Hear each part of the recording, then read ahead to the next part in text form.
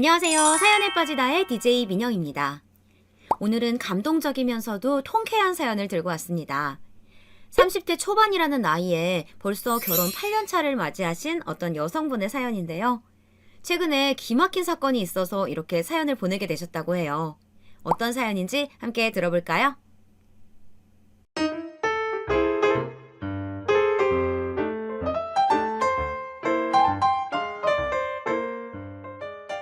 안녕하세요. 올해로 벌써 결혼 8년 차에 접어든 30대 초반의 전업주부입니다. 젊은 나이에 비해 결혼한 지 꽤 되어 요즘 시대에는 맞지 않게 일찍 시집을 갔구나. 혹시 사고라도 친 건가 의아해하시는 분들이 있으실 거라 생각이 되는데요. 예상하시는 대로 전 23살이라는 어린 나이에 지금 남편과 속도 위반으로 임신을 하게 되었어요.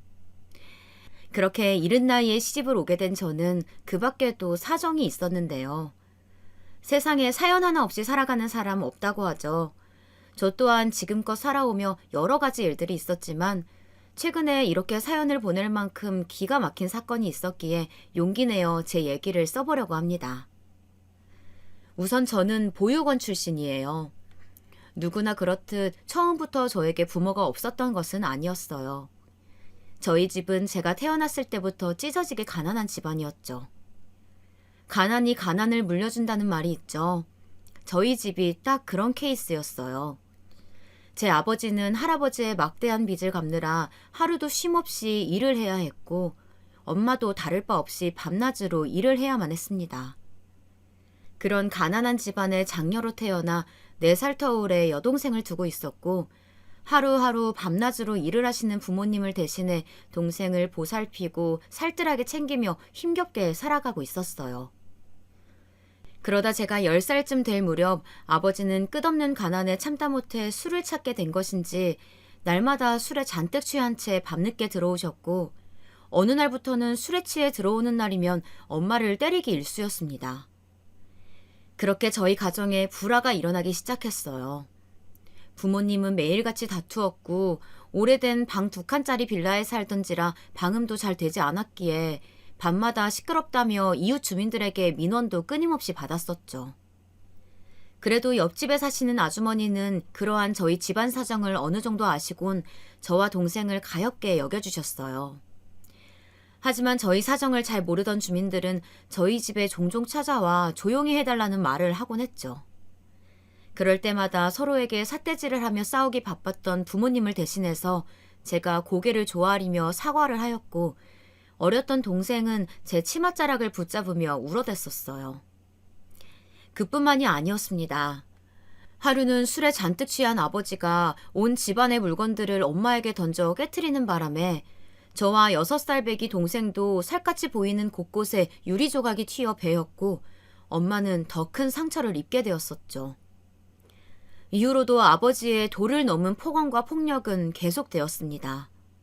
결국 제가 11살이 되던 해에 아버지는 그나마 하던 일까지 관두며 하루 종일 술만 마셔댔고 엄마가 은행인 것 마냥 돈을 내놓으라며 하루 종일 죽어라 뛰어다녀 고생해서 벌어온 엄마의 푼돈을 뺏어가기 일쑤였습니다. 그 때문에 저는 남들 다 가는 학원은 고사하고 학교에서 챙겨오라는 준비물도 돈이 없기에 사갈 수가 없어 빼먹은 적도 수두룩했습니다. 엄마는 그런 저와 동생에게 항상 미안하단 말뿐이었고 그 악몽 같던 순간들을 저와 동생을 보며 참으셨어요. 그러던 어느 날 학교를 마치고 집으로 갔는데 아버지는 이미 술에 잔뜩 취해 있었고 평소 저나 동생은 때리지 않던 아버지가 저보다 먼저 집에 귀가한 동생을 술주정 때문인 건지 아니면 동생이 대들기라도 한 건지 무슨 이유에선지 모르겠지만 그 어린 동생을 사정없이 때리고 있었습니다. 그 광경을 보게 된 저는 달려가 아버지를 말렸어요. 아버지, 그만하세요. 그러다 이내 저에게 손찌검을 하시더라고요. 그날 입가가 다 터지도록 아버지에게 먼지나게 맞았답니다.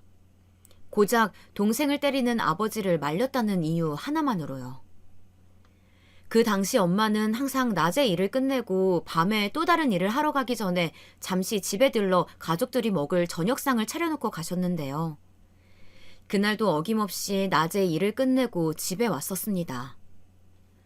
장이라도 봐온 건지 한 손에는 검은 비닐봉지에 갖은 재료들이 잔뜩 들어져 있었고 저와 동생이 잔뜩 얻어맞아 머리는 산발이 된 채로 뻗어 있는 모습을 보시고서는 들고 있던 비닐봉지를 그대로 떨구셨죠. 그리곤 이내 엄마는 저희 옆에서 태평하게 앉아 텔레비전을 보는 아버지에게 다가가 아버지의 뺨을 때리셨어요. 그 당시 아버지에게 맞은 터라 정신이 혼미했지만 그 장면만큼은 확실히 보였어요. 아직까지도 제 기억 속에 잊혀지지 않은 채 선명하게 자리 잡고 있습니다. 아버지가 엄마를 때린 적은 많았지만 엄마가 아버지를 때린 적은 없었거든요. 이후 아버지는 화를 참지 못했는지 험한 말들을 퍼부어대며 엄마의 머리채를 잡고는 화장실로 끌고 갔고 곧 쿵 하는 소리가 들렸죠. 그 소리에 혹시나 엄마가 잘못되기라도 하신 건 아닌지 놀라 화장실로 가보았더니 제 예상과는 달리 쓰러져 계신 건 아버지였습니다. 아버지가 쓰러져 있던 머리 쪽에는 피가 흥건히 흐르고 있었고 전 제 뒤를 이어오는 동생을 더 이상 오지 못하게 부여잡고는 화장실에서 등을 진 채 온몸으로 감싸곤 눈을 가려주었어요. 어린 동생이 아버지가 피를 흘리며 쓰러진 모습을 보지 못하게 말이에요. 이후 아버지가 살았는지 죽었는지 도대체 어떻게 된 것인지는 알 수 없었습니다. 그 일이 있고 난 뒤 저와 동생을 잠시 옆집에 맡겨두었던 엄마는 하루가 지나서야 저희 자매를 찾아왔고 아버지에 관해 물어도 아무런 대답을 해주지 않으셨거든요.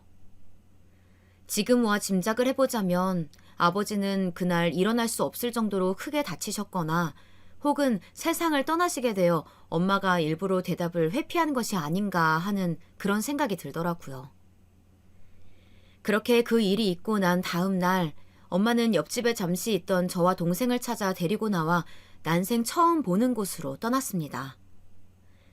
어디를 가는 건지 물어도 아무 대답도 하지 않은 채 그저 슬픈 눈을 해보이던 엄마는 한 건물 앞에 저와 동생을 세워두고 이렇게 말씀하셨어요. 민지야, 은지야, 지금부터 엄마가 하는 말 잘 들어. 너희는 여태껏 살아왔던 가난은 모두 잊고 새로 시작하는 거야. 엄마도 아빠도 모두 잊고 이곳에서 새롭게 시작해야 돼. 민지가 언니니까 은지 좀 잘 챙겨주고 앞으로는 민지가 엄마 대신이라는 거 잊지 마. 저는 그 말을 듣는데 비록 11살이라는 어린 나이임에도 알 수 있었어요. 엄마가 저와 동생을 버리려고 하는 것을요. 엄마의 말에 그저 눈물을 뚝뚝 흘리며 고개를 끄덕여 보였고 제 말에 저와 동생을 품에 안으며 엄마는 울먹이는 목소리로 말을 이어나갔어요. 엄마가 너무 미안해. 이런 못난 애미는 있고 부디 좋은 새부모님 만나 새 출발하렴. 그 말을 마지막으로 저와 동생에게 등을 보이곤 반대편 길로 뛰어가는 엄마의 뒷모습을 마지막으로 저는 더 이상 엄마를 볼 수 없었습니다. 제가 눈물을 흘리니 저를 따라 우는 동생을 겨우 끌어안으며 엄마의 마지막 뒷모습을 제 눈에 사라지기 전까지 하염없이 울며 바라만 보다 그 건물 안으로 들어갔어요. 그리고 제 예상대로 그 건물은 보육원이 맞았죠. 그렇게 저와 동생은 보육원 생활을 시작했답니다. 보육원에서의 생활은 처음부터 적응하기 쉽지는 않았어요. 보육원 내 또래 아이들은 저와 동생이 처음 그곳에 들어갔을 때 동물원의 원숭이 보듯 위아래로 훑으며 저와 동생의 행색을 살피더라고요. 그리고 어른들 못지않은 텃세를 부리는 탓에 꽤나 힘겨운 생활들을 견뎌야만 했습니다. 초반에는 동생 은지를 괴롭히는 동생 또래 남자애들이 있었어요. 야, 울보! 네 이불에 쉬했다면서? 어쩐지 쟤한테서 냄새 나더라. 냄새! 3-4명 남자애들이 무리를 지으며 동생을 둘러싼 채 동생의 이마를 툭툭 치고 삿대질을 하며 동생을 괴롭히고 있었어요. 동생은 바보같이 엉엉 울며 언니한테 다 이럴 거야. 라는 말만 늘어놓았죠. 전 그 장면을 보자마자 그곳으로 달려가 그 남자아이들을 응징해 주었어요. 너희들 내 동생 괴롭히지 말랬지? 야, 너도 일주일 전에 밤에 화장실 가기 무섭다고 원장님 깨웠다며. 그리고 너는 은지처럼 예전에 이불에 쉬했는데 그 이불 숨겼다가 걸려서 더 혼났다는 거 쌤들한테 다 들었어. 한 번만 더 우리 은지 괴롭히면 니들이 한 짓들 다 보육원에 소문낸다. 저는 동생에게 못된 말들을 해댄 남자아이들을 한 명씩 찍어가며 말했고, 제 말에 한 아이는 울고 한 아이는 씩씩대며 저마다 자리를 피했어요. 그러면 전 괜스레 의기양양해져서 손을 툭툭 털며 이렇게 말했죠. 까불고 있어. 제 말에 동생은 언니가 최고라며 저를 껴안았고, 저는 그런 동생의 머리를 쓰다듬어 주었어요. 그렇게 처음에 다들 경계를 갖고 대하는 탓에 꽤나 힘들었지만 그것도 시간이 흐르고 적응을 해나가니 해결이 되었답니다. 보육원 생활에 점차 적응을 해나갈 때쯤이었어요. 동생은 생김새만 보아도 저보다 훨씬 예쁘장하니 귀엽고 애교도 많은지라 어디든 쉽게 눈에 띄었었고, 그 때문인지 보육원에 머문 지 6개월 만에 꽤나 부유해 보이는 집안에 양아로 입양을 가게 되었어요. 동생과 헤어지는 것은 너무나도 슬펐지만 동생이 좋은 양부모님을 만나 행복하기를 바라였고, 저희 자매는 어쩔 수 없이 이별을 해야만 했습니다. 저는 동생이 입양 가기 전 마지막 인사를 하였어요. 은지야, 거기서는 너무 울지 말고 어른들 말씀 잘 들어야 돼. 알았지? 제 말에 동생은 눈가에 눈물을 머금고는 고개를 힘차게 끄덕여 보였고, 그렇게 저희 자매는 눈물의 이별을 하였습니다. 저는 나이도 입양되기에는 적합한 나이도 아니었고, 한때 아버지가 제게 했던 폭력과 엄마의 버림으로 어른들에 대한 좋은 기억이 없던지라 어른들만 보면 경계를 하게 되었어요. 그러다 보니 어른들이 찾아오면 갖은 인상을 쓰기 바빴답니다. 그렇다고 동생처럼 애교가 많은 것도 아니었기에 제가 입양되는 건 꽤나 어려운 일이었어요. 그렇게 보육원에서 10대를 모두 보낼 수밖에 없었습니다. 보육원에서 살며 학교를 다니는 것은 여간 힘든 일이 아니었어요. 처음엔 친하게 지내자며 스스럼 없이 다가온 친구들도 있었습니다만, 친해졌다 싶어 제가 보육원에 산다는 얘기를 솔직하게 다 털어놓으면 친하다 생각했던 친구들도 하나같이 저를 멀리하더라고요. 그렇게 제 학창 시절은 좋은 기억보단 나쁜 기억들이 더 많았습니다. 그래도 함께 보육원에서 생활하는 친구가 있어 그나마 외로움을 덜어내고 힘을 얻을 수 있었죠. 이후 19, 모두가 수능 시험을 본다고 정신이 없을 때 저는 보육원을 나와서 지낼 방을 구하고 있었습니다. 보육원의 규정상 성인이 되면 퇴소를 해야 했기에 미리 수준이 맞는 집을 구해야만 했거든요. 퇴소 후에는 나라에서 소정의 자립 정착금을 주었고, 그 정착금으로는 보증금을 대기가 어려웠기에 같은 보육원 출신인 친구와 함께 살며 정착금을 합쳐 보증금을 보태기로 하였죠. 그리고 쌓아온 계획은 곧 실행에 옮겨졌습니다. 물론 저도 남들처럼 대학교에 가고 남들만큼 공부하여 좋은 회사에 취직도 하고 싶었지만 형편상 공부는 제게 사치였기에 저는 바로 사회에 뛰어들어야만 했어요. 공장에서 포장 아르바이트나 식당에서 설거지 아르바이트 등 굳은 일이라도 돈이 되는 거라면 닥치고 해나갔죠. 밤낮 할 것 없이 하루에 2탕이고 3탕이고 일을 하며 겨우 생계를 유지하였습니다. 그러다 21살 때였어요. 주말 아르바이트로 일하던 카페에서 지금 남편을 만나게 되었습니다. 남편도 제가 먼저 일하던 카페에 저처럼 아르바이트를 하기 위해 왔던 동갑내기 대학생이었어요. 저는 남편에게 처음부터 좋은 감정이 있었던 것은 아니었습니다. 아르바이트는 처음이라며 오자마자 허둥대고 실수만 연발해대는 남편 때문에 동시간대에 함께 일하던 제가 뒤치다꺼리까지 해야만 했거든요. 그런 제 속도 모르고 남편은 제게 먼저 실없이 웃으며 다가왔었죠. 이름이 민지라고 했지? 아까 21살이라고 했던 것 같은데 동갑이니까 말 놓을게. 다짜고짜 말을 놓으며 말하던 남편을 보고 이 사람은 뭐지? 싶었어요.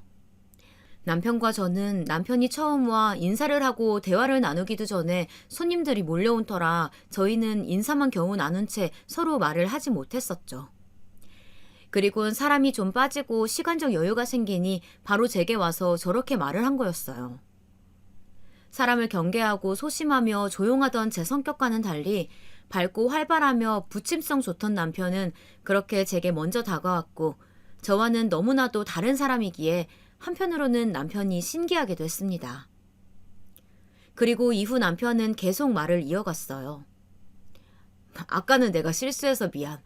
너 행동도 빠르고 일도 참 잘하더라. 나는 알바가 이번이 처음이라 많이 부족할지 몰라. 그래도 너한테 피해주지 않게 얼른 적응해볼게. 그러니까 앞으로도 잘 부탁해. 남편의 그 말로 이 사람 어쩌면 괜찮은 사람일지도 모른다는 생각이 들더라고요. 그렇게 아직도 제 기억에 뚜렷이 남을 만큼 꽤나 강렬했던 첫인상을 남긴 남편과는 이후로도 주말마다 함께 일하며 점차 사이는 가까워져 갔습니다. 민지야, 오늘 일 끝나고 뭐해? 약속 없으면 술 한잔 할래? 물론 이런 식으로 남편이 먼저 다가오긴 했지만 말이에요. 그렇게 일이 끝나면 몇 번 함께 술도 마시고 얘기도 나누고 나니 점점 제가 갖고 있던 경계는 슬슬 풀렸고 생각보다 더욱 따뜻하던 남편에게 차츰 마음이 가기 시작하더라고요. 그러다 남편이 먼저 제게 고백을 했고 저는 그 고백에 대한 대답을 하는 대신에 제 과거 얘기들을 모두 들려주었어요. 그렇게 제가 보육원 출신이라는 것을 밝혔고 남편의 반응을 살폈습니다.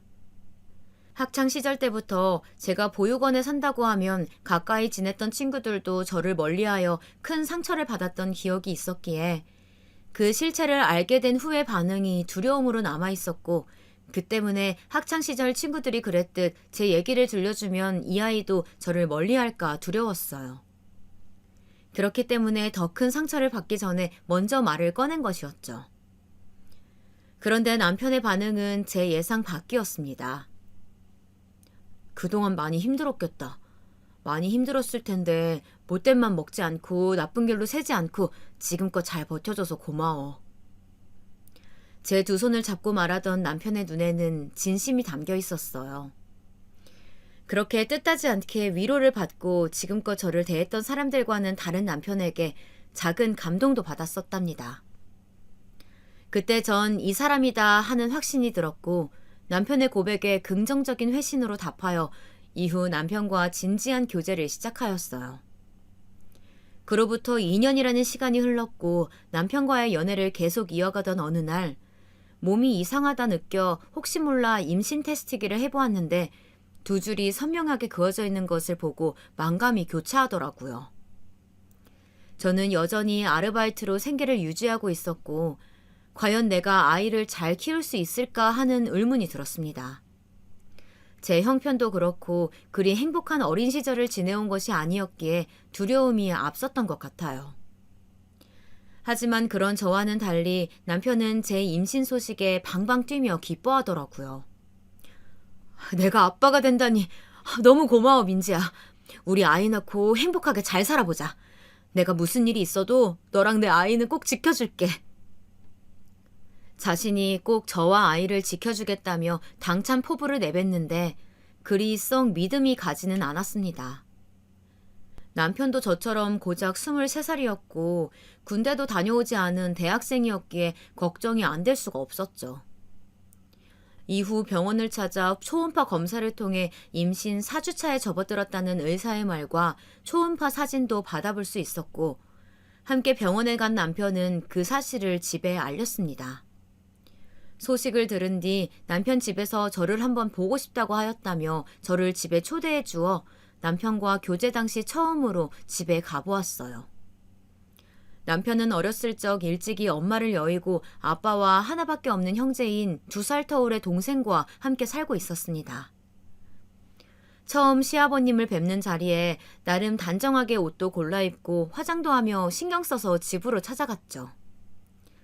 떨리는 마음을 안고 집안에 발을 들여놓는데 현관 앞에 시아버님이 마중 나와 저를 환영해 주셨어요. 저도 미리 준비한 선물을 드리며 인사를 드렸죠. 처음 뵙겠습니다. 김민지라고 합니다. 그래요. 반가워요. 나는 재민이 아비랍니다. 안으로 들어와서 편히 앉아요. 어찌 보면 딱딱할 수도 있는 그 인사를 밝게 웃으며 받아주던 예비 시아버지는 반갑다며 악수를 청하였고 곧 저를 거실 안으로 안내해 주었어요. 남편의 집안은 남자 셋이 사는 것으로 보기 어려울 정도로 깨끗하고 넓었어요. 재민이한테 얘기를 들었는지는 모르겠지만 재민이 중학생 때 안 사람을 떠나고 홀로 아들 둘 키우느라 웬만한 식사는 거의 나가서 사 먹거나 배달을 시켜 먹어요. 종종 도우미 아줌마가 와서 집도 치워주고 밥도 차려주곤 하는데 오늘은 아줌마가 오는 날이 아니어서 밥도 없네. 원래는 따뜻한 밥이라도 한 끼 대접해야 하는 건데 미안해서 어쩌나. 저는 괜찮습니다. 너무 신경 쓰지 않으셔도 되세요. 그래도 이건 경우가 아니지. 내가 다음에 나가서 고기라도 사줄 테니까 같이 외식이라도 해요. 네, 감사합니다. 저는 아버님의 말에 미소를 띄우며 감사하다 전했고 아버님도 흡족한 듯 웃어 보이셨어요. 이후 주방에 계시던 도련님이 주스를 건네주며 남편과 닮은 미소로 제게 인사를 건네었고 저는 감사하다며 주스를 건네받아 함께 인사하였죠. 이후 도련님은 오늘 만나서 반가웠다며 다음에 또 보자는 말을 남기곤 약속이 있다며 집을 나갔어요. 제 걱정과는 달리 모두 따뜻하신 분들인 것 같아 조금은 안심이 되었죠. 또 편하게 맞아주어 조금은 긴장을 풀 수 있었답니다. 이후 아버님은 제게 먼저 이것저것 물어오셨어요. 처음 대화는 좋아하는 음식이나 취미 같은 가벼운 말들로 시작했다가 이내 제가 제일 민감하게 생각하는 부분을 물어보시기 시작하시더라고요. 그래서 민지양, 부모님은 무슨 일을 하시나? 아무래도 남편이 제가 보육원 출신이라는 얘기를 하지 않은 걸로 보였어요. 저는 제 맞은편에 앉아있는 남편을 잠시 째려보며 조심스레 말을 꺼냈습니다. 아, 사실 제가 보육원 출신이라 부모님이 안 계셔요. 제 말이 끝나자마자 시부의 표정은 순식간에 어둡게 변했고 당황하는 듯 보였어요. 아, 그럼 고아인 건가? 고아는 아니었지만 가정 형편이 좋지 않아서 결국 어머니가 보육원에 저를 맡기셨어요. 저는 최대한 포장해가며 말을 이어갔고 여전히 표정이 좋지 않으시던 아버님은 헛기침을 내뱉으며 다음 질문을 이어갔습니다. 그렇구만. 그럼 지금은 무슨 일을 하고 있나? 아, 재민이랑 동갑이니까 아직 대학생이려나? 남편은 아버님께 저에 관한 얘기를 일체 하지 않은 것인지 어째 저에 대해 아는 것이 하나도 없었어요. 저는 아버님의 말에 또다시 조심스레 답을 해야만 했습니다. 아니요. 형편상 대학에 갈 수가 없어서 대학교는 가지 못했습니다. 현재는 이런저런 알바를 하면서 돈을 벌고 있어요. 제 말에 이제는 얼굴에 인상까지 쓰며 아버님은 마시던 주스잔을 내려놓았고 소파에서 일어나 처음 저를 맞이했을 때와는 전혀 다른 차가운 말투로 말씀하셨습니다. 미안하지만 민지양, 오늘은 이만 돌아가야겠어요. 재민이 너는 안방으로 들어오고. 이후 아버님은 안방으로 들어가 문을 쾅 닫아보였고 남편은 어쩔 줄 몰라 하며 제게 미안하지만 먼저 들어가 보라며 연락하겠단 말을 남기곤 아버님을 따라 안방으로 들어갔어요. 남편이 안방에 들어가자 안방에선 아버님이 온 집안이 쩌렁하게 울릴 만큼 큰 소리로 남편을 추궁하더라고요. 너는 도대체 어쩌려고 보육원 출신인 고조리네랑 놀아난 거냐? 연애만 할 거면 연애로 끝내던가 왜 애까지 베게 해서 이 사단을 만드냔 말이야? 하늘에 계신 네 엄마가 알면 기함을 할 게 분명하다.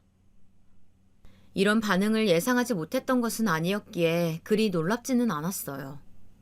하지만 다음 이어진 아버님의 말에 전 온몸에 돋는 소름을 피할 수 없었답니다. 그런데 뱃속의 아이는 네 아이가 확실한 거 맞는 거냐? 출신도 불확실한데 네 애가 맞는지 너도 잘 확인해봐. 제 뱃속 아기가 남편의 아이가 맞는지 묻는 시아버님을 보고 저는 과연 이 애를 낳고 이 집과 결혼을 하여도 괜찮을까 하는 의문을 품을 수밖에 없었어요. 더 이상 몰래 엿들어 괜히 혼자 상처받지 말고 집에 가야겠다 싶어 전 그곳을 빠져나왔고 이 얘기를 함께 사는 하나뿐인 제 친구에게 말해주었죠. 친구는 어느 정도 그런 반응이 이해는 간다고 하더라고요. 그래도 제가 꺼려지면 결혼은 다시 한번 생각해보라며 제 입장에서 한 번 더 생각해주는 친구에게 고마우면서 마음이 복잡하였어요. 그렇게 생각에 잠겨있는데 남편에게 연락이 오더라고요. 민지야, 아빠가 아까는 그렇게 먼저 보내서 미안했다고 조만간 밖에서 외식하자시네? 다음 주 주말에 시간 되냐고 물어보시는데 그날 일 끝나고 약속 따로 없지? 응, 약속이 없기는 한데 아버님이 나 마음에 안 들어 하시는 줄 알았는데. 아니야, 첫인상이 단정해 보이고 싹싹해 보인다고 마음에 드신다고 하셨어. 남편이 애써 시부를 포장하여 좋은 말만 하고 있다는 건 알고 있었습니다. 그렇게 주말 저녁으로 약속을 잡았고 시간은 빠르게 흘러 약속한 날이 되었어요. 여느 때처럼 주말에 일을 끝내고 약속한 고깃집으로 갔고 그곳엔 이미 아버님과 도련님이 고기를 굽고 계셨죠. 저는 두 분에게 인사를 드리고 자리에 앉았고 저희가 자리에 앉으니 기다렸다는 듯이 입을 여시는 아버님이었어요. 고기는 일단 내 알아서 시켰는데 괜찮지? 그럼요, 괜찮습니다. 제 말에 제 앞에 있는 앞접시에 다 구워진 고기들을 올려주며 시부는 말을 이어갔어요. 그래, 거의 다 구워졌으니 먹으면서 듣게나. 네, 이런 말 한다고 너무 서운하게 듣지는 말고 민지 양도 자식 낳고 키워보면 이해할 테니까 말이야.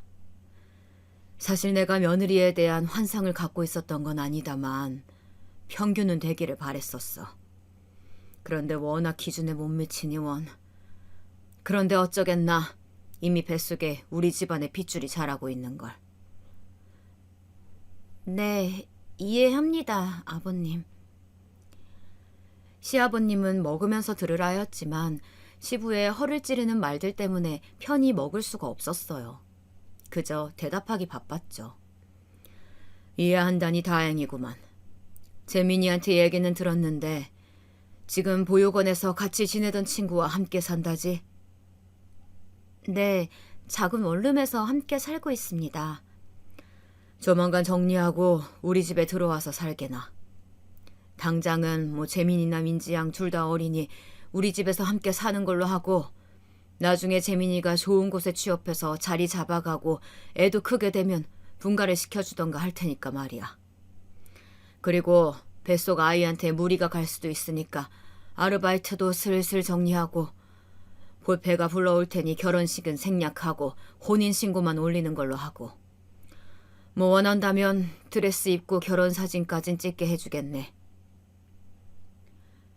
시부는 언제 얘기를 다 마친 건지 이미 모든 걸 다 계획하고 있었습니다. 생색이라도 내는 것처럼 결혼식은 어렵지만 드레스를 입고 싶으면 사진은 찍게 해주겠다며 말하는 모습이 말에 가시가 박혀있는 게 전처럼 따뜻한 말투는 아니었어요. 하지만 저 또한 식구도 없었고 아는 지인도 몇 없었기에 결혼식을 생략하는 것에는 동의하는 입장이었기 때문에 시부의 말에 고분고분 알겠다 답하였고 이후 시부의 말대로 읊었던 계획들은 실행에 옮겨져 갔어요. 저는 함께 살았던 친구에게 양해를 구해 낸 만큼의 보증금을 돌려받고 남편의 집으로 거처를 옮겼습니다.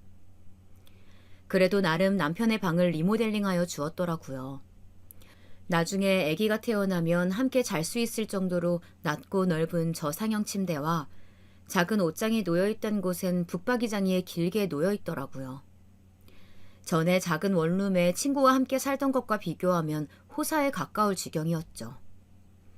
그리고 시아버지 말대로 평일이고 주말이고 할 것 없이 빡빡하게 일해오던 아르바이트를 주말에 남편과 함께 일했던 카페를 제외하고는 정리하였어요.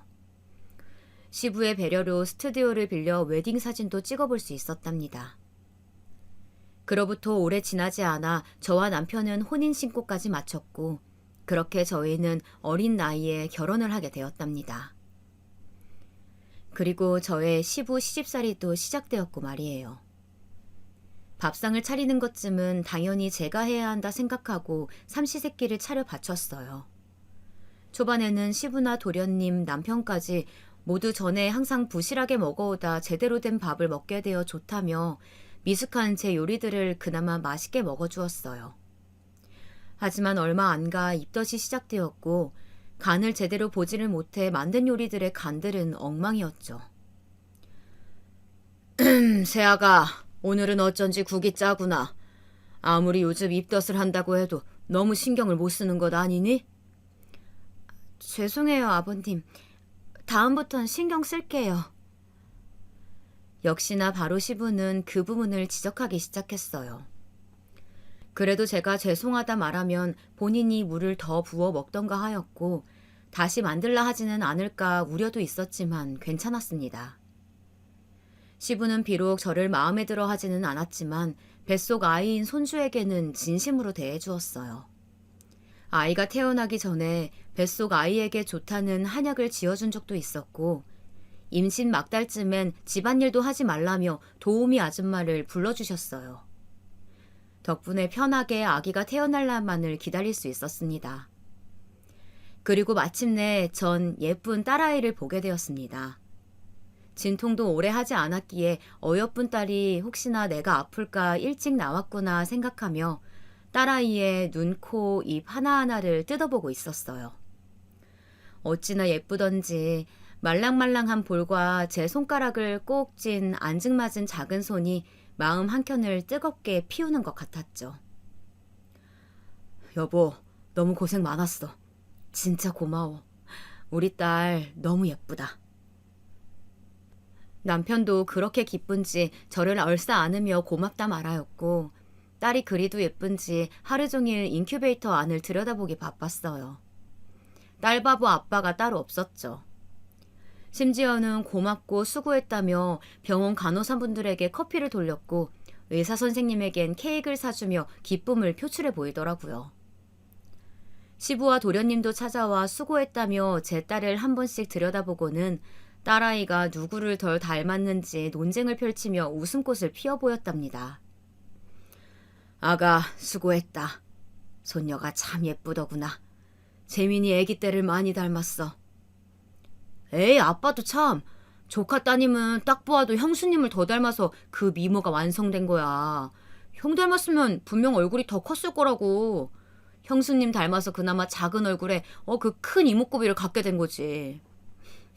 형수님 너무 수고 많으셨어요. 조카 따님도 못난 우리 형 안 닮고 형수 닮게 할 수 있게 해줘서 너무 감사드리고요. 도련님의 말에 아버님은 뭐라고 이것이? 하며 웃어 보였고 저 또한 환하게 웃으며 답했죠. 고마워요, 아버님, 도련님. 그렇게 제 앞은 그때처럼 웃음만이 가득할 줄 알았습니다. 산후조리를 짧게 마친 전 집으로 퇴소하였고 기독교 신자였던 시부는 제 딸에게 하나님의 은혜라는 뜻의 하은이라는 이름을 지어주었어요. 이후 제 예쁜 딸 하은이는 비록 밤마다 저를 잠 못 이루게 하였지만 날이 다르게 커가며 제 기쁨이 되어갔어요. 그리고 남편은 딸이 태어나기 전 미루었던 군대를 입대하였고 자식을 인정받아 상근으로 출퇴근하며 지냈습니다. 퇴근하고 집에 들어오면 하은이가 너무 보고 싶다며 제일 먼저 딸아이를 찾았고 가끔은 저를 대신하여 육아에도 신경을 써준 덕분에 큰 어려움 없이 딸아이를 볼 수 있었습니다. 그렇게 앞으로도 딸아이가 커가는 모습을 보며 행복한 날들만 있을 줄 알았어요. 그런데 딸아이가 3살이 되었을 때였어요. 그 사이 남편은 군복무를 마치고 대학교 생활 중 마지막 학기만을 남겨놓고 졸업 후 취업을 위해 매일같이 열심히 공부를 하였었죠. 그래도 전보다는 시간적 여유가 생긴 남편은 매일같이 딸을 재우기 전 목욕을 시켰답니다. 그날은 남편이 약속이 있다 하여 남편을 대신해 제가 목욕을 시켰어요. 그런데 딸아이의 배를 쓸어내릴 때마다 무언가 묘하게 딱딱한 것이 만져지더라고요. 그날 밤 뒤늦게 돌아온 남편에게 혹시 딸아이 뱃속에 무언가 만져지는데 알고 있었냐며 물었고 남편도 모르는 눈치였어요. 안 그래도 최근에 평소 얌전하니 잘 울지도 않던 딸아이가 밥 먹기를 싫어하고 짜증을 자주 냈었습니다. 밥을 안 먹으니 자연스레 체중도 감소하였고 그냥 반찬 투정하는 건가 대수롭지 않게 넘겼지만 배에 이런 게 만져지니 혹시 아이가 그렇게 행동했던 것과 연관이 있는 건가 의구심이 들더라고요. 괜히 불안해지고 아무래도 이상하다 싶어 다음 날 바로 병원으로 갔고 제 얘기를 듣던 의사 선생님은 이어 제 딸아이 배를 만져보더니 정밀 검사를 해봐야겠다며 데려가 여러 검사를 하였습니다. 그리고 이후 전 청천벽력과 같은 말을 듣게 되었습니다. 소아암입니다. 그중 신경모세포종이라는 그 신경세포가 암으로 변하는 질환이에요. 보통 하은이처럼 영유아기 때 발생하는 질환인데 지금 진행이 꽤 많이 된 상태예요. 이미 종양이 주변 조직으로 많이 퍼져 있어서 아무래도 지금 당장 수술은 어려울 것 같고 우선 입원해서 치료하면서 상황을 지켜봐야 할 것 같습니다.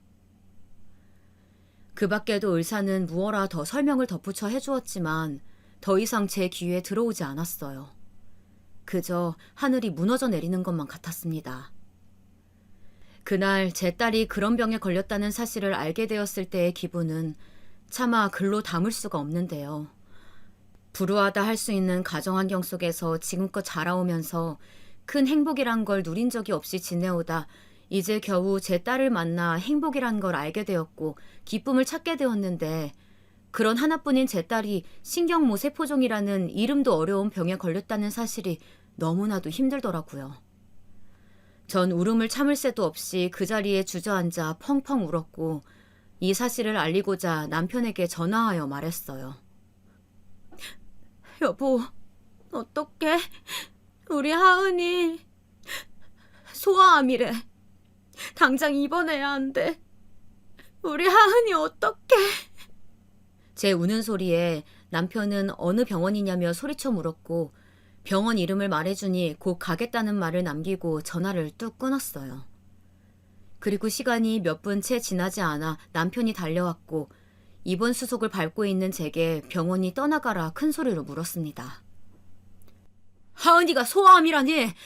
그게 무슨 소리야? 어제 내가 복부에 뭔가 만져진다고 했잖아. 이상해서 바로 병원에 왔는데 정밀검사 해보더니 소아암 사기래. 신경모세포종이라고 당장 입원해야 한다고 해서 지금 입원 수속 밟고 있는 거야. 우리 하은이 어떡해? 다 내가 못나서 하은이한테 이런 일이 생기나 봐. 저는 아까보다는 진정됐지만 울음 섞인 목소리로 설명했고 제 말에 남편도 그 자리에 주저앉아 좌절해 보이더라고요. 그렇게 제 딸은 병원에 입원을 하였고 후에 내용을 전달받은 시부와 도련님도 딸 하은이가 있는 병실로 왔어요. 도대체 어떻게 된 일이야? 하은이가 소아암이라니. 제일 먼저 시부가 다가와 행여나 자고 있는 하은이가 깰까 조심스레 물었고 자초지종을 설명해 주었더니 얘기를 들은 시부와 도련님 모두 절망하는 표정으로 딸을 쳐다보았습니다. 와중에도 새근새근 자고 있는 딸이 너무 사랑스러우면서도 자각하게 되는 현실에 눈물만 흐르더라고요. 이후 딸 하은이는 항암 치료를 위해 이제 막 자라나기 시작한 머리를 전부 밀었습니다. 신호, 머리 자르기 싫단 말이야. 딸아이는 머리가 잘려나갈 때마다 머리 자르기 싫다며 징징대었고 그런 모습을 보는데 가슴이 미어져 오더라고요. 엄마도 하은이랑 똑같은 머리네. 이제 우리 하은이도 그만 울고 더 이상 아프지 않게 치료받자. 그날 전 딸아이와 함께 머리를 밀었습니다.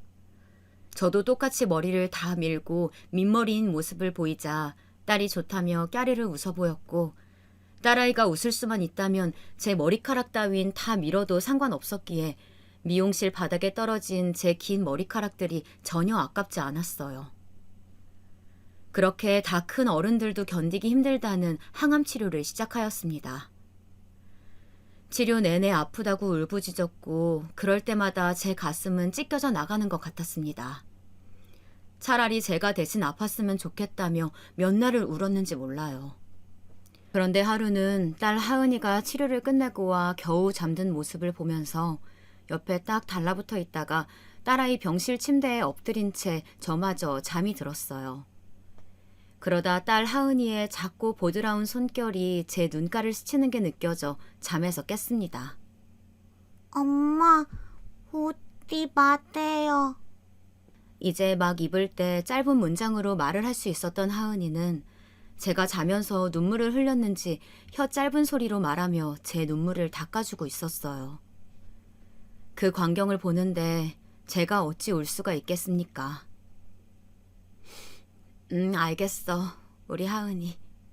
엄마 이제 안 울게. 우리 하은이 너무 예쁘다.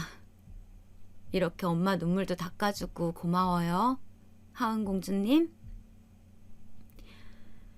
겨우 눈물을 참으며 딸의 볼에 뽀뽀를 했고 딸은 간지럽다며 까르르 웃는데 천사가 따로 없었어요. 그 후로도 어린 딸은 병과 싸우기 위해 오랜 병원 생활을 하며 치료를 받았습니다. 안 해본 치료가 없을 정도로 하라는 치료는 모두 해보았지만 도통 나아질 기미가 보이질 않았어요. 그로부터 얼마 지나지 않아 제 딸아이는 병실에서 4살 생일을 맞이했습니다. 다른 집 아이들처럼 가정집이나 유치원에서 또래 아이들을 불러 성대한 생일 파티를 열어주고 싶었지만 현실은 작은 병실에 축하해주는 사람이라곤 시댁 식구들과 남편 그리고 제가 다였죠. 선물이라곤 남편이 사온 뽀로로 케이크와 하은이가 전부터 좋아하던 캐릭터 인형이 전부였어요. 앙증맞은 축하 왕관을 머리 위에 올려쓰곤 생일 축하 노래에 맞춰 모두를 따라 작은 손을 부딪히며 흥겹게 박수를 쳐 보이던 하은이는 4개의 촛불도 한 번에 불 힘이 안 나는지 3번에 걸쳐서 불어 겨우 껐고 이내 혀 짧은 소리로 저희를 보며 말했어요. 엄마, 아빠, 아버지, 삼촌, 고맙습니다.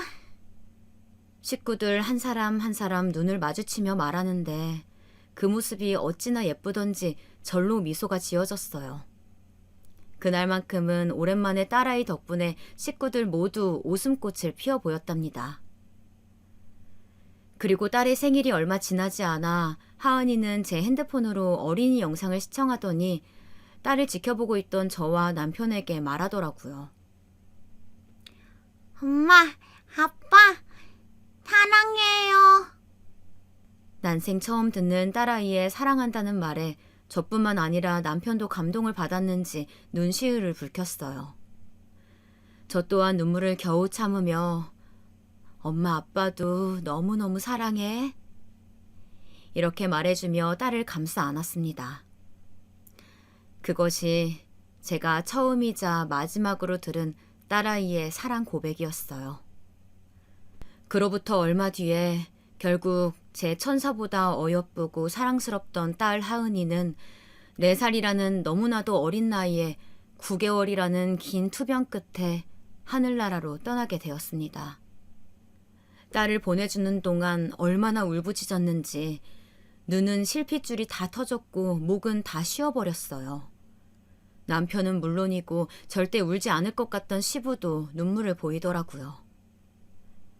이 땅에서 큰 빛을 보기도 전에 떠나버린 하은이가 부디 그곳에선 아프지 않기를 기도하며 딸을 영원히 제 가슴 속에 묻어두고 있었습니다. 언젠간 다시 만나리라 굳게 믿고선 말이에요. 이후 저희 식구들은 떨어지지 않는 발걸음을 겨우 떼어내며 집으로 향했습니다. 딸아이가 병원에 있는 동안 저도 계속 병원에 있었기에 오랜만에 돌아간 집은 왠지 낯설게 느껴지더라고요. 남편이나 시댁 식구들도 아팠던 딸아이를 신경 쓰느라 그랬던지 집안은 전처럼 깨끗한 모습은 온데간데 없고 난장판이 되어 있었어요. 식구는 늘어나고 벌어오는 수입은 시아버님이 전부였던 탓에 전에 종종 불렀던 도우미 아줌마는 하은이가 태어난 부로 부르지 못했습니다. 남편도 학교를 잠시 휴학한 채 하은이의 간병을 도왔고 도련님 또한 대학생이었기에 일할 사람이 없었죠. 평소 같았으면 집안이 난장판인 모습을 그냥 지나치지 못하고 어질러진 집안을 쓸고 닦고 쌓인 설거지들을 모두 해치웠을 텐데 딸 하은이를 하늘로 보낸 슬픔에 아무것도 하고 싶지가 않았어요. 그냥 무기력하게 침대에만 누워 있었답니다. 그날 하루 정도는 제게 아무도 그렇게 축 늘어져 있는 모습을 뭐라 하지 않았어요. 그런데 그런 날이 이틀이 지나고 3일째가 되어가니 출근하던 시아버님이 저희 방문을 쾅 열며 제게 소리치더라고요. 너 언제까지 이러고만 있을 거냐? 자식 간수도 제대로 못해서 그 어린아이 그렇게 죽게 했으면 됐지. 뭘 했다고 방구석에서 나오지도 않고 누워만 있어? 어? 그나마 네가 이 집안에 발을 붙이게 된 건 다 하은이뿐이었어. 알아? 네 사용 가치가 조금이라도 있다는 걸 보이고 싶다면 내가 퇴근하고 돌아올 때까지 집안 다 치우고 밀린 빨래며 설거지 다 해놔라. 그렇게 엄포를 놓은 시부는 다시 문을 쾅 닫으며 제 방을 나갔고 화장실에 갔었던 남편이 나와 시부의 말들을 모두 들었는지 방문 앞에서 시부에게 뭐라 말하는 것 같았어요. 아빠도 참 안 그래도 힘들 텐데 꼭 말을 그런 식으로 해야겠어요? 지금 하은 엄마, 하은이 그렇게 떠난 뒤로 밥 한 끼 제대로 먹지도 못하고 있는데 힘내란 말이라도 해주시지. 내가 뭐 첫날부터 이랬냐? 저렇게 방에만 처박혀 있는 날도 벌써 3일째다. 그리고 뭐 밥은 누가 먹지 말라고 하더냐? 본인이 먹기 싫어 안 먹는 걸 힘내란 말은 개뿔. 너도 너무 제 편만 들지 말고 제 집안일이나 잘하는지 감시나 해라. 또 누워있기만 해봐라. 아주 집에서 내쫓아버릴 테니까. 남편의 말에 시부는 어이가 없다는 듯 실소를 내뱉으며 저 들으라는 듯 큰 소리로 말했고 집을 나가는 듯 했어요. 그리고 시간이 조금 더 지나 주방에서 우당탕대는 소리가 들리더니 남편이 죽을 든 쟁반을 들고 와 방으로 들어오더라고요. 여보, 내가 죽 좀 써왔어. 맛있을지는 모르겠지만 조금이라도 먹자. 나는 괜찮아. 좀만 쉬다가 아버님 말대로 집 좀 치울게. 내 걱정은 말고 당신이나 밥 먹어. 그러지 말고 한술이라도 뜨자. 이렇게 해온 정성도 있는데 한 입도 안 먹어줄 거야? 남편이 그 말을 하며 흰 죽을 한술 떠 제 입에 가져다 대었고 저는 어쩔 수 없이 죽을 조금씩 먹어 보였습니다. 어이구, 잘 먹는다. 남편은 아이 달래듯 한 입씩 죽을 먹는 저를 보며 말했고 뒤이어 그나마 지금까지 제게 힘을 줄 수 있을 만한 위로의 말들을 하였어요. 여보, 그동안 당신이 하은이 간호에 얼마나 힘썼는지 잘 알아. 얼마나 힘든지도 알고. 나도 하은이 아빠잖아. 나도 하은이 그렇게 보내고 마음이 너무 안 좋아. 하지만 우리가 이렇게 계속 슬퍼하고 늘어져 있는 모습만 보이면 하늘에서 하은이가 얼마나 한심하게 보겠어. 그러니까 지금부터라도 씩씩한 모습 보여주자. 알겠어. 고마워. 남편의 이러한 따뜻한 말이나 행동 하나하나가 제게 위안이 되었고 큰 힘이 되었어요. 그날 남편의 그 따뜻한 말 한마디가 아니었다면 전 더욱 우울의 늪에 빠져 무기력하게 있었을지 모릅니다. 그런 남편에게 지금까지도 고마워하며 살고 있습니다. 이후 남편의 황송한 보살핌에 죽을 한 그릇 다 먹을 수 있었고 남편이 도와주어 집안을 모두 치울 수 있었어요. 하지만 시부는 하라는 대로 다 치웠음에도 떨떠름한 표정이었고 시부가 저를 무시하고 천대하는 태도는 날이 갈수록 심해져 갔습니다. 그래도 항상 제 편이었던 남편이 있었기에 지금껏 잘 버티며 살 수 있었어요. 그렇게 딸이 떠나고도 시간은 무색하리만큼 빠르게 흘러갔습니다. 남편은 그새 대학을 우수한 성적으로 졸업하여 원하던 기업에 취업할 수 있었고 좋은 업무 성과도 내며 꽤나 각광받는 회사의 직원으로 성장해 갔습니다. 머리가 좋았던 도련님도 꾸준히 좋은 성적을 내며 대학을 졸업하여 해외 연수도 다녀왔고 최근에는 국내에서 제일 가는 대기업에 들어갔어요. 모두 각자의 위치에서 좋은 모습을 보였지만 저는 여전히 집에서 살림만 하는 전업주부로 살고 있었죠. 시부는 그런 저에게 전보다 더 심한 히스테릭을 부렸습니다. 반찬 투정은 기본이고 쫓아다니며 살림 곳곳을 잔소리에게 바빴답니다. 얘 애미야, 넌 지금 이걸 다림질했다고 내놓은 게냐? 시간이 몇 년이 흘렀는데도 어찌 살림이 전혀 늘지를 않아? 아휴, 쓸모없는 것. 집에서 빈둥빈둥 놀면서 고작 다림질하라고 했더니 그마저도 못하고. 끝내 혀를 차던 시부는 다림질이 잘 되어 제가 볼 땐 멀쩡하기만 한 셔츠를 제 얼굴에 던져 보였어요. 남편이 있을 때는 눈치를 보는 것인지 그나마 덜한데 남편이 없을 때면 이렇게 막말을 퍼부어대었죠. 그래도 몇 년 그렇게 히스테릭을 다 받다 보니 그런 막말쯤은 참을 수 있었어요. 그런데 이후 도련님이 결혼할 여자를 인사시키러 온다는 날이었습니다. 시부는 제게 호되게 당한 기억이 있다며 인사시키러 오기 전 도련님에게 그 여자는 뭐하는 여자며 부모님은 두 분 다 계신지를 먼저 묻더라고요. 아빠도 참 그런 게 뭐가 중요해요. 사람 됨됨이가 우선이지. 제 여자친구는 의사예요. 부모님 두 분 다 서울에 살고 계시고요. 아빠, 혹여나 제 여자친구 왔다고 형수랑 비교하고 그러지 마세요. 아셨죠? 의사라고? 네가 아주 여자 보는 눈은 네 형보다 훨배 낫구나. 그래, 그래서 언제 인사를 온다는 거냐? 도련님의 무릎에 답은 않고 그저 의사라는 말에 해벌쭉하며 좋아하는 시부에게 조금씩 정이 떨어지더라고요. 도련님은 이어 다음 주 주말에 올 거라며 자세한 날짜와 시간은 다음 주에 말해주겠다 전하였어요. 그렇게 시간이 흘러 의사인 예비동서가 첫인사를 오는 날이었어요. 넌 우리 집에 수치니까 나가 있어. 제게 예비동서가 오면 먹을 과일을 미리 깎아놓으라며 시킨 시부는 오갈 데 없는 저를 이렇게 내쫓았어요. 하필이면 그날 남편 회사에 일이 있어 남편은 집에 없었고 기어코 저를 현관 문 앞까지 밀어내보내며 면박을 주는 시부였습니다. 어떻게 해야 하나 발을 동동 구르고 있는데 때마침 엘리베이터에서 문이 열렸고 도련님과 예비 동서로 보이는 온몸에 기품이 서려있는 젊은 여자분이 내렸죠. 그리고 도련님은 문 앞에 서 있는 저를 보더니 제게 와 물었어요. 형수님, 왜 안에 안 계시고 밖에 나와 계세요? 그 말에 전 아무 대답을 할 수가 없었습니다. 차마 예비 동서가 보는 앞에서 아버님에게 쫓겨났다 말하기에 꺼려졌기 때문이죠. 그런데 저를 빤히 바라보던 예비 동서가 대뜸 제 두 손을 잡고 묻더라고요. 저 혹시 성함이 김민지 맞으세요? 네, 그런데 저를 어떻게... 제 말이 끝나기도 전에 오열을 해보이던 예비 동서는 이내 말을 이었어요. 그 말을 듣곤 저도 덩달아 오열을 할 수밖에 없었습니다. 언니 나야. 은지, 언니 동생 김은지. 인사를 하러 온 예비 동서는 20년 전 헤어진 제 친동생이었습니다. 현재는 김은지가 아닌 다른 이름으로 살고 있더라고요. 어쩜 이런 우연이 다 있을까요? 20년 전 보육원에서 눈물의 이별을 하였던 동생을 이렇게 예비 동서로 볼 줄은 꿈에도 몰랐는데 말이에요.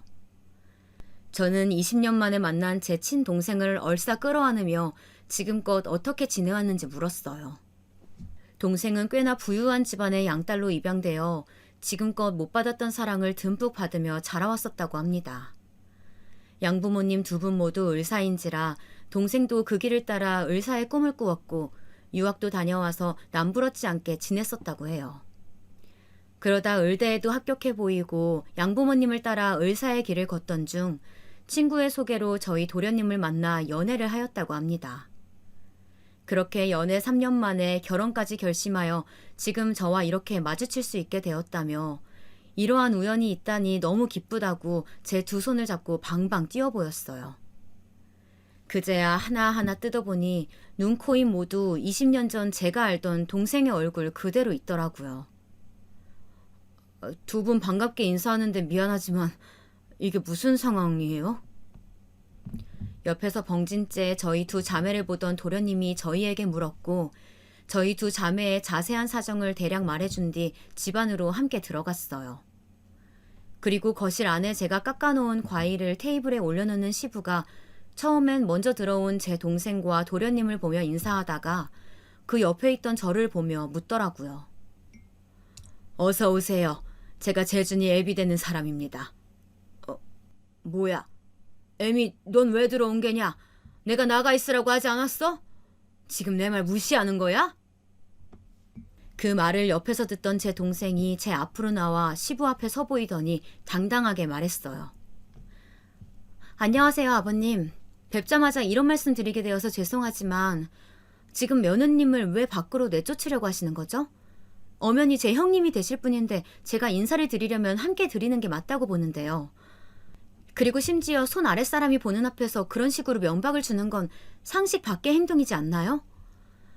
제 예비 아버님께서 꽤나 잘나가는 중견기업에 임원까지 올라가셨다길래 굉장히 품격 있고 좋으신 분일 거라고 생각했는데 역시 사람은 배경이나 집안만 보고 알 수 없나 보네요.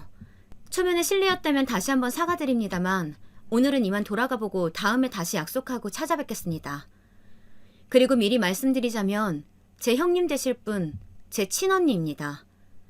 자세한 얘기는 재준 씨 통해서 들으시면 되겠네요. 잠시 전 제 친언니와 얘기 좀 나누고 오겠습니다. 그럼 다음에 뵐게요. 동생은 그 말을 마치고 시부를 향해 고개를 숙여 인사를 하더니 저를 데리고 그 집을 나왔어요. 동생의 똑부러지고 통쾌한 그 말에 시부는 아무 말도 하지 못하곤 가만히 집을 떠나는 저와 동생을 바라보기만 하더라고요. 그렇게 동생 손에 이끌려 전 집 앞에 있는 카페로 갔고 동생이 지금껏 제가 어떻게 지냈길래 저런 수모를 겪고 있는지 물어 지금껏 있었던 일들을 모두 말해주었습니다.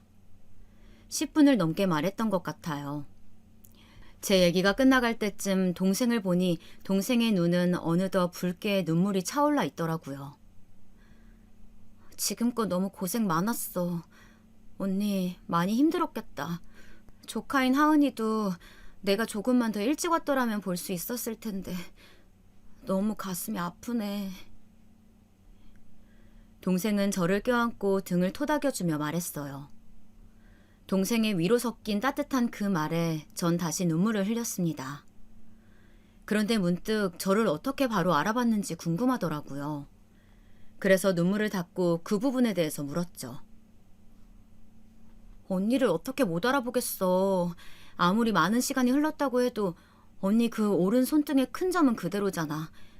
그 오른손으로 나 많이 쓰다듬어 줬었는데 그 오른손 보자마자 알았지 언니라는 걸. 그제야 제 오른손이 보이더라고요.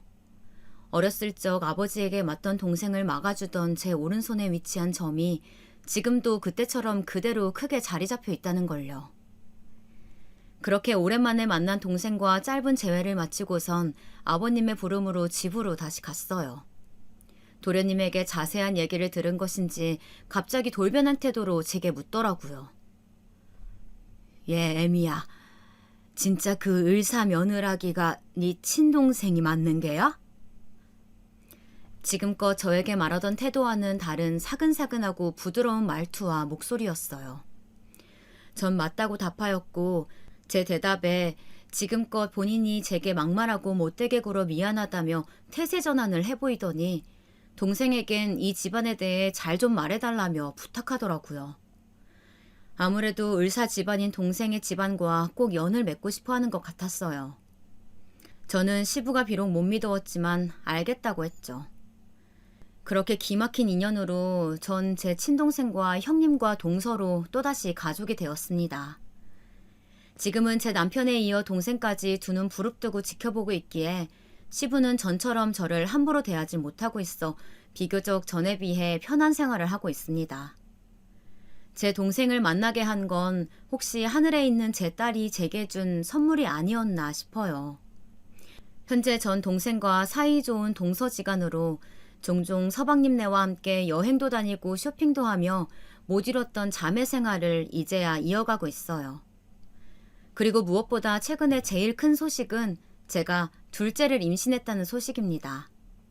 지금껏 무수한 일들이 있었고 비록 웃을 일보단 울었던 일들이 더 많았지만 현재 제 아픈 과거를 모두 씻듯 행복한 하루하루를 보내고 있어요. 제 사연을 듣고 많은 분들에게 위로와 감동이 되었으면 좋겠네요. 그럼 지금까지 제 긴 사연을 들어주셔서 감사합니다.